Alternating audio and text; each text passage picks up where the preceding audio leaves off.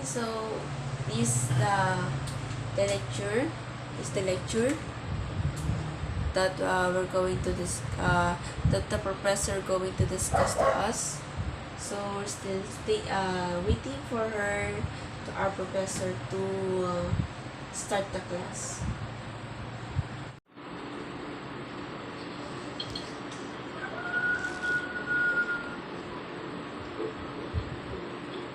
Wait lang yung audio. Opo, exam nyo na po bali ngayon.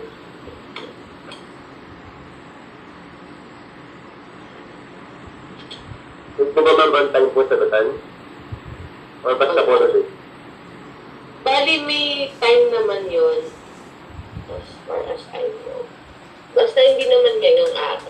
Basta today, matapos nyo. Wala namang specific na time. Saka may attempts naman po yun. Then maybe after your class, pwede nyo lang po siya sabihin. Okay?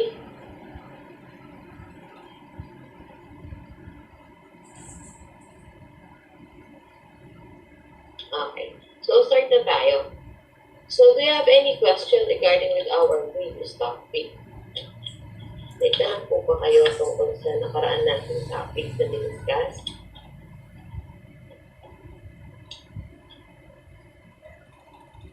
Para makahabol ka din, Ramier, yun nga po, hindi niyo pong basahin yung mga na-topic mo po namin. And I think may PowerPoint ako. Yung iba lang na topic, pero more on sa modules sa kanya. Pero yun din naman.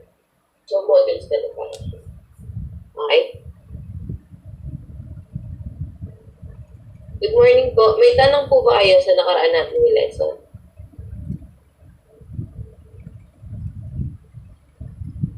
Ngayon pala this day lang.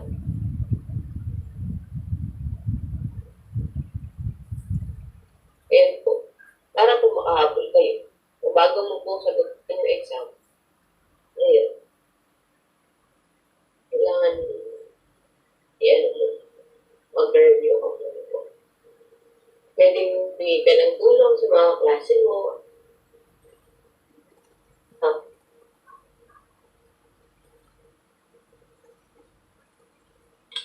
Good morning po. Do you have any question regarding with our previous topic?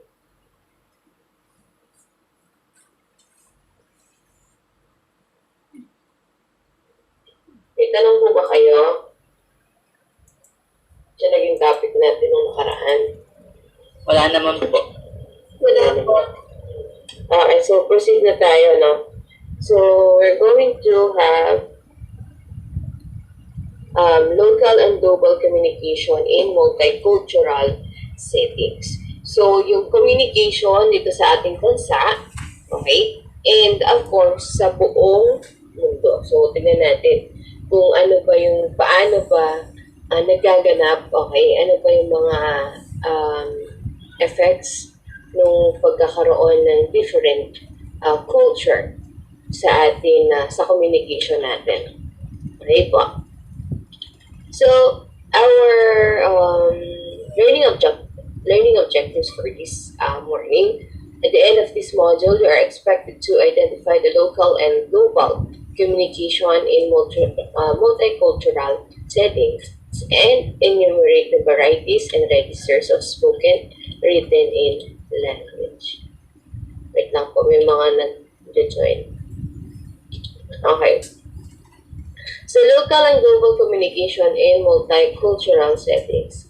It is indeed a challenge to communicate a person with the cultural diversity because the context may differ depending on the person's perception of word meaning in relation to their culture. The culture shapes so much on the way a person interacts with each other.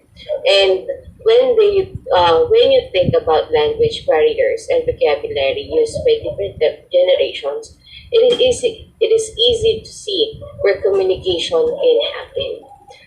Have you ever experienced talking to someone with different culture. For example, a different nationality. Yes po. Yes po. How is it going? Sige, can you share your experience? Yung nangyari po kasi nun siya po kasi Muslim po siya. Alright, Muslim siya. So, sa culture niya.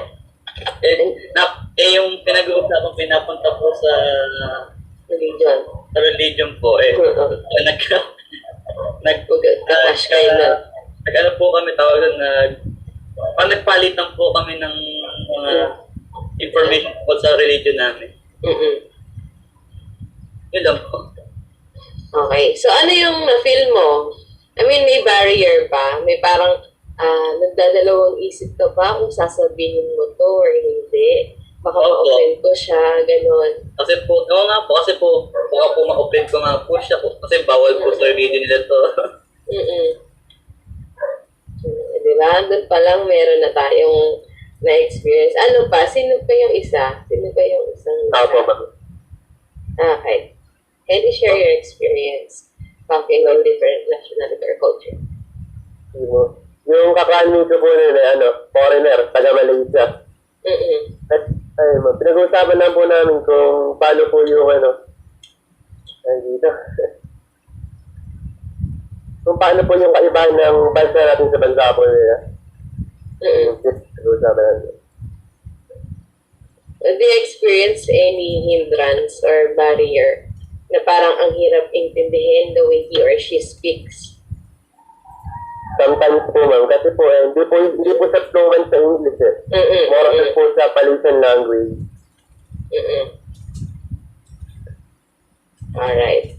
So, doon pa lang, as you can see, kapag meron tayong different culture na, kapag yung kausap natin, iba yung kultura, iba yung beliefs, iba yung language, syempre, no? Even though kahit nag-English pa siya, it's too hard for us to understand each other.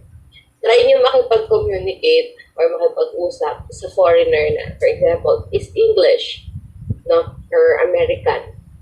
They speak what? Very fast. No, dikit-dikit na actually yung nila, yung mga words. So, kailangan makinig ka talagang mabuti, no? I-ano mo talaga yung attention mo tungkol doon. Okay? So, yan po yung natin, no? So, yung cultural diversity natin. Kasi nga, yun nga katulad ng sinabi ni Ethan kanina, baka ma-offend natin. So, we need to we need to consider everyone's differences para hindi tayo makasakit ng ibang tao. Okay? So, yun po yun. So, ayan po. Nasabi ko na yung mga barriers to local and global communication in multicultural settings. So, once we say barriers, ito yung hadlang or humaharang para maunawaan natin yung isa't isa at para magkaroon tayo ng good communication. Okay? Some of the barriers to effective communication are language, pwedeng medium of communication, or yung ginagamit natin na para makipag-communicate. Cellphone, computer, so yan, TV, radio. Pwede din yung personality nila, okay? And of course, yung culture. Culture became a barrier to an effective communication when a person has different language bearing, okay?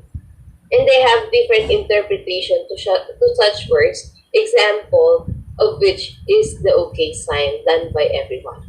Every one of us, nagsasign tayo or ito yung ginagawa natin. Ayan.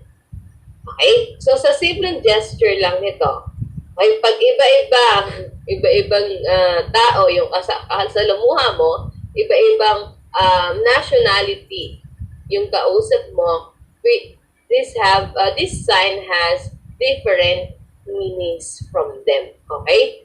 So, depende sa kanila. Sa UK and USA, it means okay. Ay, kapag nagganyan ka na gesture.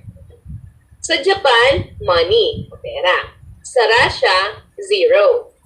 Okay? Pero, sa pagdating mo ng Brazil, pag gumanyan ka, ibig sabihin, ini-insulto mo sila. Nakuha? So, iisa lang yung hand gesture na to, pero may iba-iba siyang meaning sa iba't ibang nationality or countries. Depende sa culture. Nagigets niyo po? Nakukuha. You get the point? Yes po. Yes po. Okay. So, one gesture, thank you. One gesture has a lot of interpretation.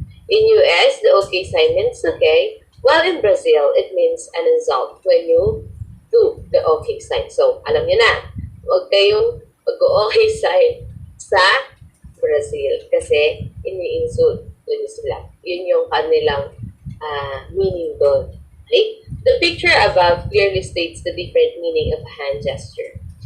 It goes to show that when the culture is different from someone else, misunderstanding will likely to occur. The best way, ito ang pinaka-remedy, or the best way to avoid such things is to learn others' culture and to set an awareness as to how one will react and behave when such situation arise. Alright, so kailangan we need to check or understand or consider our differences.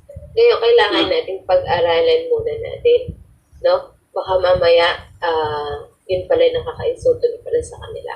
Okay? Baka mamaya, pwede tayong makulong sa ganung, na hindi tayo aware. So, bago din tayo makisalamuha, so parang kailangan din natin ng i-check muna yung background nila para maiwasan natin yung pag-insult or makasakit din ng kapwa. Okay? So, kailangan may background tayo. We need to learn others' culture. Okay po. Another example that I want to share with you. In USA, sa US, it is okay for them na tawagin sa first name. Yung hindi naman relative actually. Yan. First name, yung mas nakakatanda sa kanila. Pare, Sally. Even though Sally is much older than me, I can still, it's very normal for them and common to call them Sally, to call her Sally, kahit na mas matanda siya sa akin. But here in the Philippines, kapag tinawag mo lang sa first name, ang isang mas matanda sa'yo, what is our reaction there? Ano yung, natin doon? Walang galang. Walang galang, nakabastos. O Roger, kahit si Roger, mas matanda sa akin.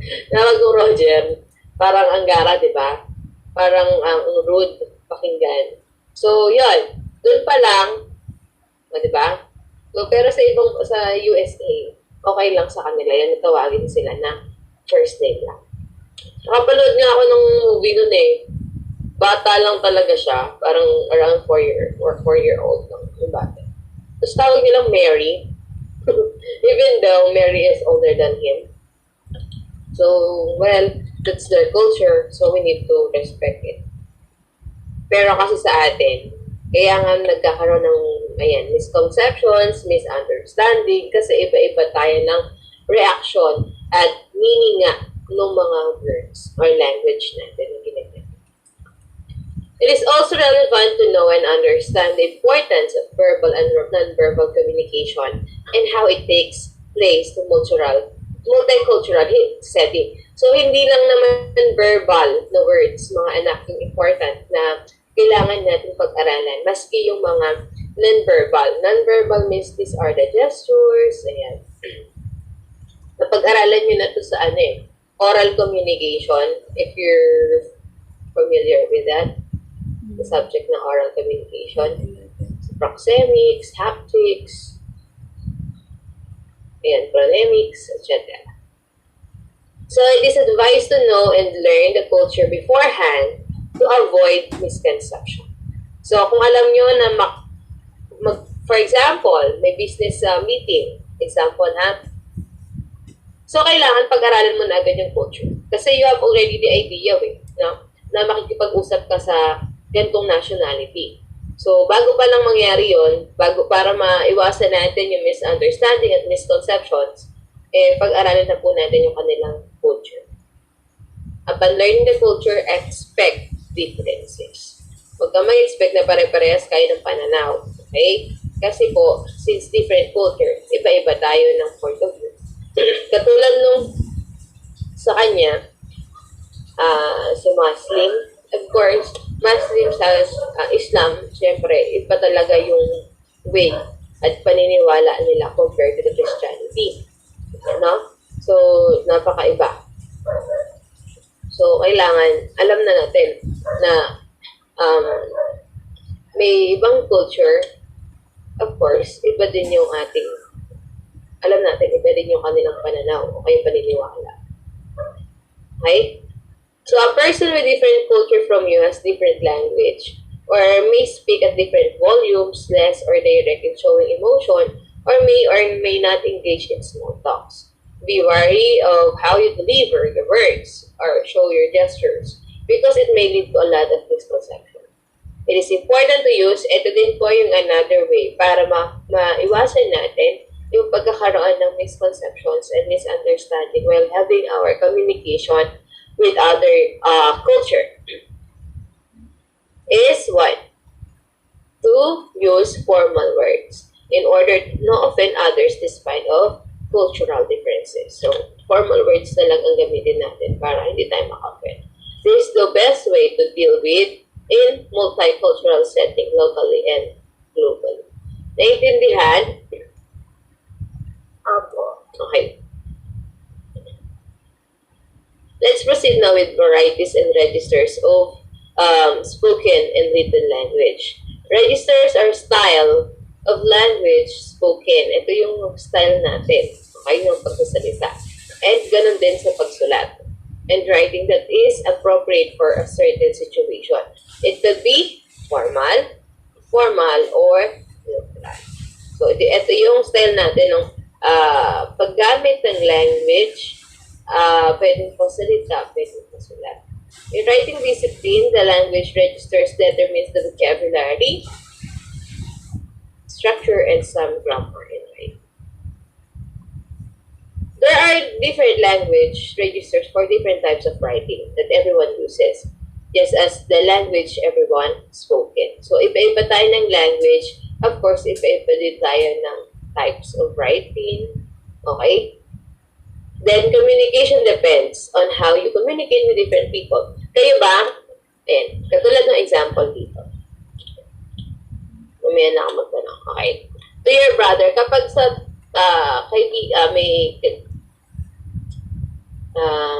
kapatid mo, what's up? Good thing you came visit. Ganon tayo, di ba? Informal actually. So, kasi, kilala naman natin. Kapag president, good morning, Mr. President. Thank you for visiting. As you can see the difference, no? Different yung tao. We communicate.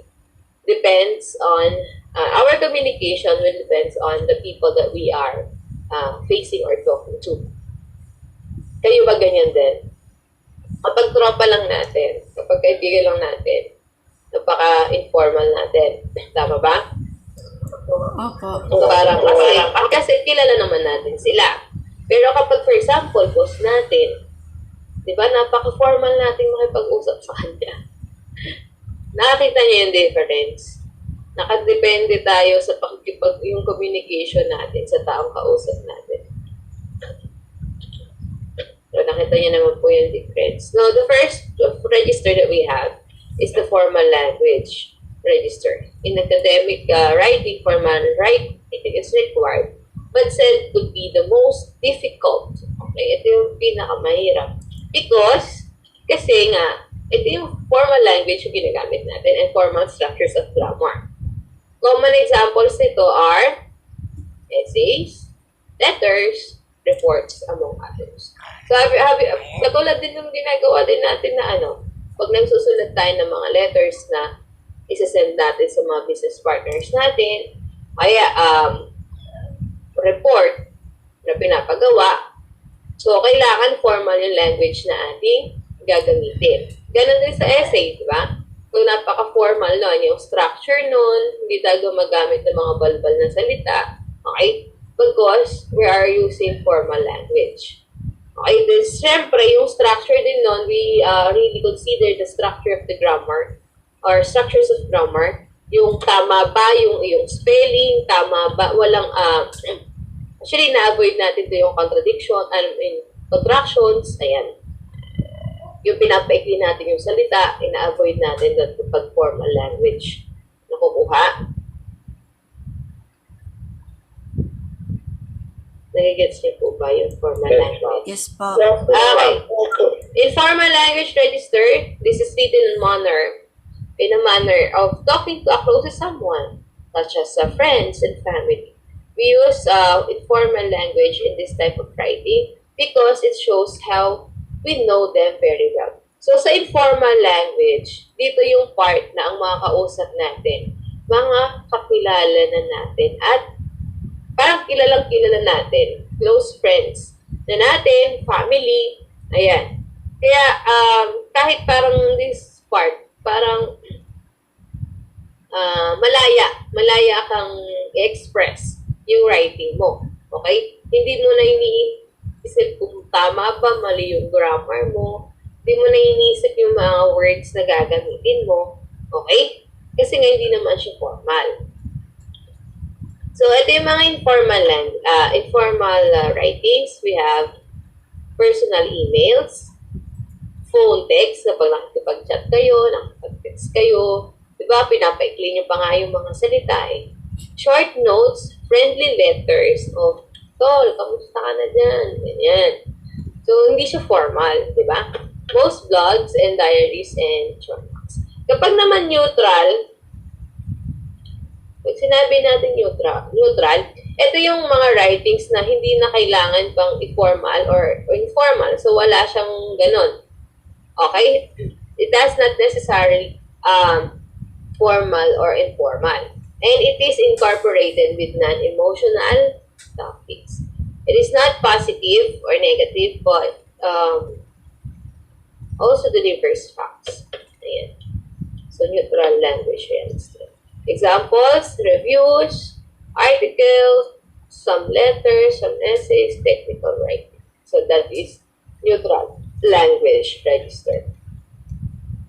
Hindi na kailangan sabihin informal siya or informal. Yan, kaya neutral siya. Nasa gitna. Question?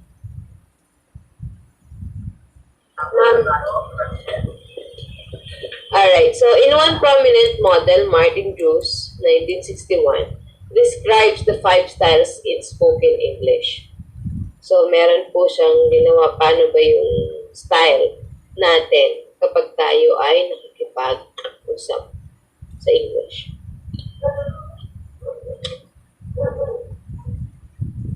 Right?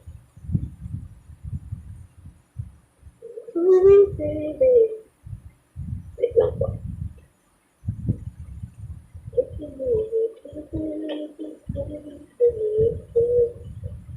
Alright, so we have 5 types or style.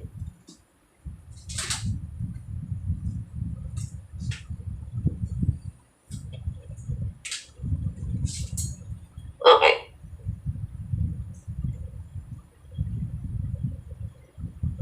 The first one we have Frozen. Hindi to si Elsa, ha? Dito si Anna. So, also referred to as static register. Kaya static, hindi siya nababago. Okay? So, printed, unchanging language. So, ito yung mga language na hindi nababago. Ito yung mga speech, kung pwede yung speech siya, na parang, even though tumatakbo yung panahon, nakastick lang siya. Hindi siya nababago, kaya nga frozen eh. Okay? So, such as biblical quotation. So, hindi mo naman ito po pwedeng baguhin kasi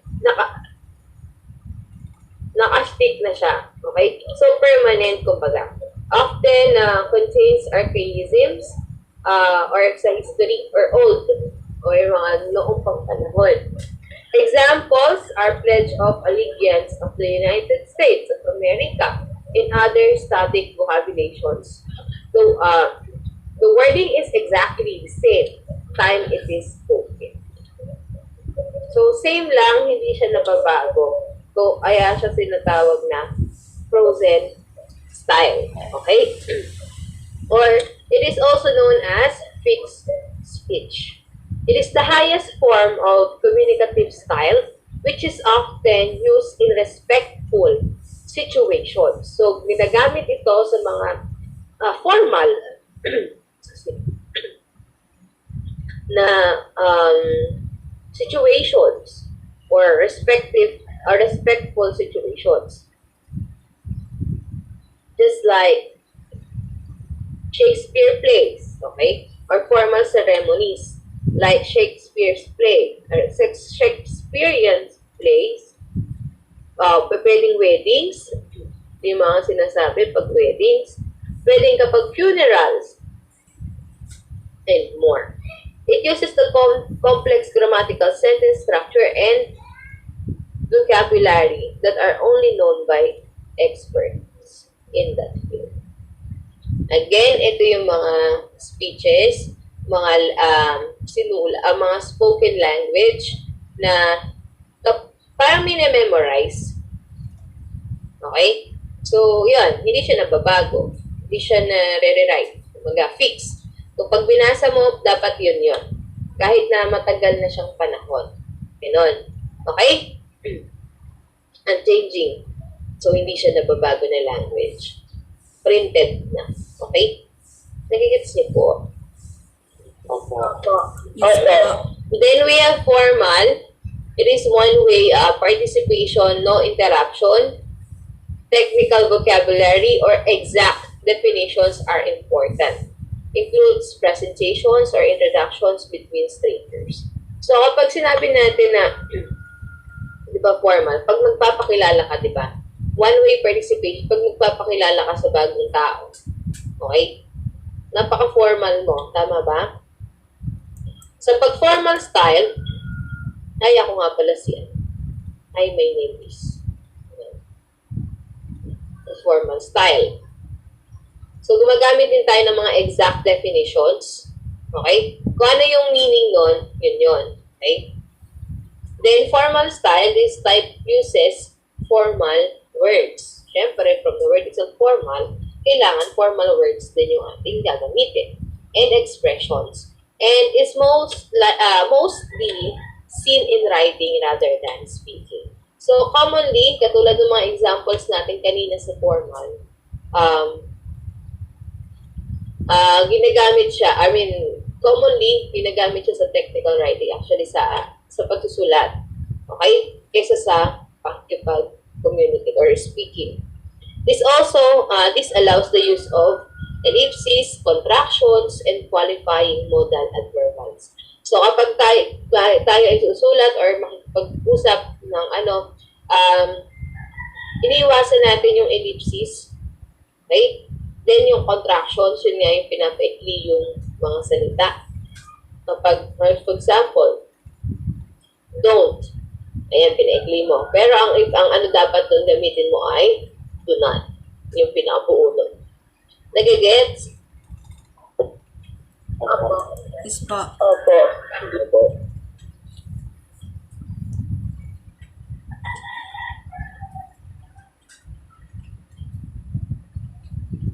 Okay.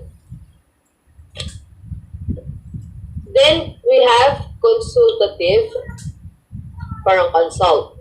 So, kung si formal ay one-way participation, ito naman ay two-way participation.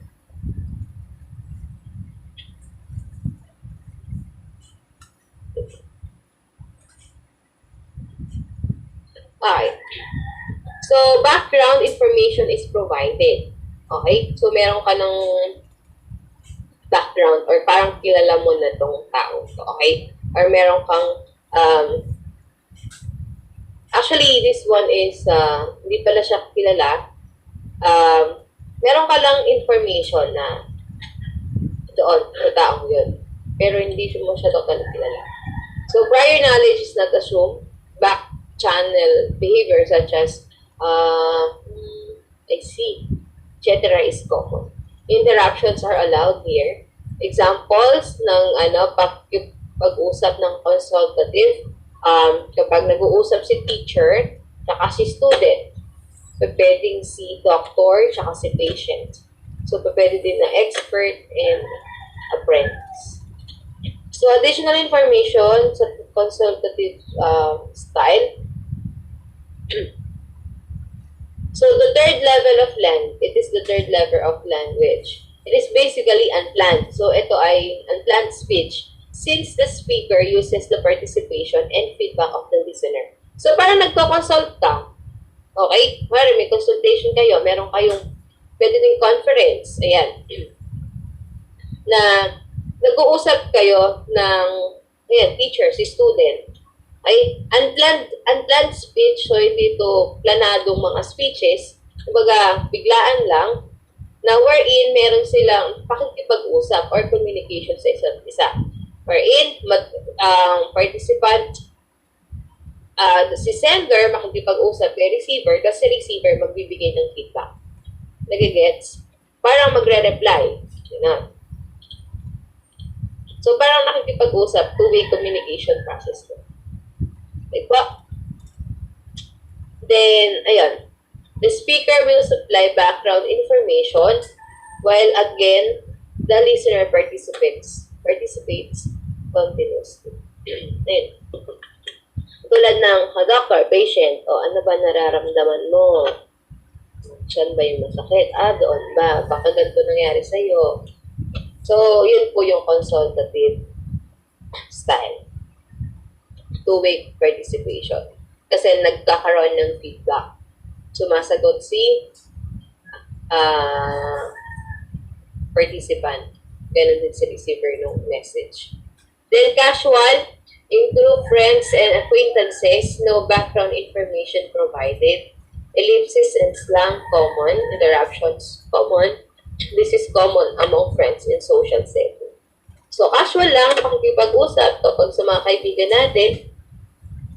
Also known as informal style, katulad ng example natin kanina, sinabi natin kanina, informal, si casual style, no? Ito yung pakikipag-usap natin sa mga kilala nating mga tao. Okay? So, di ba kapag tropa-tropa lang, ayan, tropa natin, close natin, napaka-informal natin makipag-usap sa kanila. So, it is usually used between friends or even insiders who have things to share. This type, there is a free and easy participation of both speaker and listener. So, di ba kapag tropa niyo kausap niyo, kapag kaibigan niyo, kakilala niyo, mas magaan makipag-usap sa kanila kaysa yung sa formal way, katulad niyan, stranger kayong dalawa, parang nangangapa kayo sa ugali, nangangapa kayo na paano niyo ba i-approach. Di ba? Pag tropa, parang malaya kang sabihin ko ano yung sasabihin mo. Mas madali makipag-usap kapag kaibigan may kaharap mo. So, nga, try nyo makipag-usap sa stranger. Ano nafe-feel nyo? Kinakabahan ka. OP. Parang ang awkward. Ganon, di ba? So, yan. That is casual style. Casual lang. Nasa shy po. Yes. Nahiya ka pag formal, no? Nahiya ka mga palas. Next, intimate. Ito naman yung intimate style. Non-public intonation more important than wording or grammar. So, yung tono natin dito, papataas o pababa, okay? Mas important kaysa dun sa mga salita. Private vocabulary also includes non-verbal messages. This is common among family members and close friends. Ayan. So, kapag sinabi naman natin intimate style, the last type is used in talks between two very close individuals. Ito talaga yung sobrang close nila. Parang best friends. Ayan. Okay? It is described by an economy of words with a high chance of non-verbal communication. So, pwede na through non-verbal communication, nagigits yun na yung isa't isa. Diba? Meron kayong kaibigan na dahil sobrang kakilala nyo na yung isa't isa, kahit yung sa mata pa lang, no? Kahit yung tinginan nyo pa lang sa mata, alam nyo na kung ano yung ibig niyang parating. May ganong situation ba kayo? Opo. Parang, nag-ano lang siya, gesture, may gesture. Na parang, alam nyo na gano'n yung ibig sabihin. So, yun yung intimate style. Like casual, there is also a free and easy participation of both speaker and listener. So, yun po, yung intimate style. Si casual, yung mga friends nyo, pero yung intimate kasi, ito yung talagang close na close nyo. Nagigets niyo po. Yung difference nila, baka malito kayo. Casual mo, group of friends. Acquaintance days, mga kaklase, naging kaklase, ganyan. So, intimate talaga, ito yung sandikit, kumbaga, kung tawagin. Kaya nga intimate eh. Question? None po. Sige po, kung wala naman po kayong tanong, pwede na kayong magsagot ng exam. Pero kung meron naman kasi kayong klase after days, may class ba kayo after days? Meron pa ako. Meron po. Meron pa. Sige, kahit basta within this day. Okay? Ma'am, paano po pag nakapagsagot na?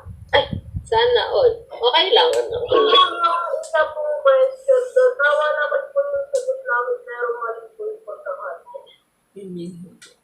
Ito na nga po yun. There are some students na tama po yung sagot. Kaso lang ito system kasi yung nag-input mo hindi kami. Kaya, hindi ko maaan siya. Yan po. Pero ilan lang ba yun? 1 lang, 1 point. 2 points lang. 2 points. Yung po kasi naulit ko yung question na. Yung iba na ulit naman yung question.